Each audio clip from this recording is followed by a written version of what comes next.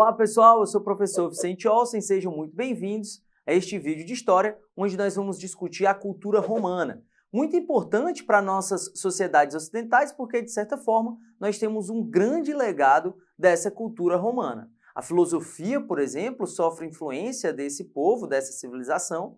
O nosso direito tem como base o direito romano, sobretudo alguns princípios, como o princípio de defesa, o conjunto de leis escritas, entre outros aspectos, e também a religião monoteísta cristã. Afinal, o cristianismo ele só se difunde pelo Ocidente a partir do Império Romano. Afinal, o cristianismo, Jesus Cristo, nasceu no século I, numa província dominada pelo Império Romano, a Palestina.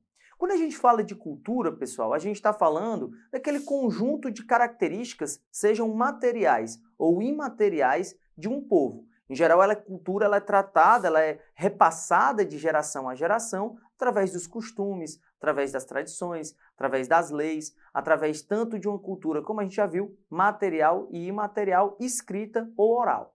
Dessa forma, então, a cultura romana na antiguidade, chamada antiguidade clássica, ela vai ser um sincretismo de vários povos, ou seja, uma mistura da contribuição cultural de vários povos diferentes. Se destacam os latinos, formados aí por vários povos distintos, como os italiotas, os umbros, os ecos, entre outros. Nós vamos ter os etruscos, principalmente com sua característica militarista, e nós vamos ter os gregos, que habitaram a região sul do que vai ser a Itália posteriormente. Afinal, o Império Romano, a civilização romana, seja na sua monarquia, na sua república ou no seu império, tem origem na Península Itálica. Se destacam algumas características da cultura romana. Nós vamos focar principalmente na questão religiosa e mitológica.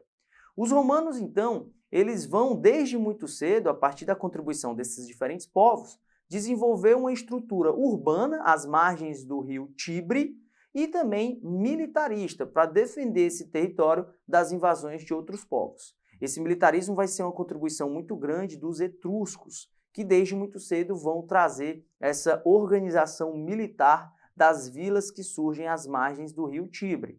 Esse militarismo está presente tanto nos mitos de fundação de Roma, como é o caso do mito de Rômulo e de Remo, e também durante o imperialismo romano no processo da expansão de Roma.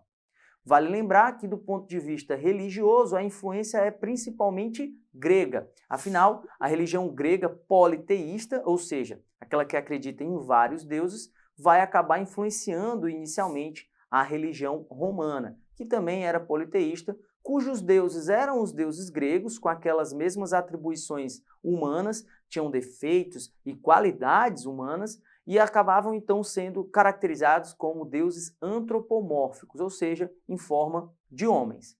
Vai mudar os nomes gregos vão ser traduzidos, digamos assim, para nomes latinos. É assim que Zeus, na Grécia, vira Júpiter em Roma.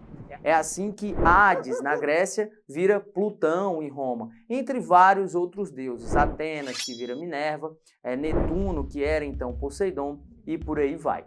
Vale lembrar que existiam alguns deuses que eram adorados apenas em Roma, como é o caso do deus Janus, entre outros exemplos. Alguns deuses das províncias passaram também a ser adorados em Roma, principalmente durante o Império, como é o caso de Ísis, que vem do Egito, e como é o caso também do cristianismo.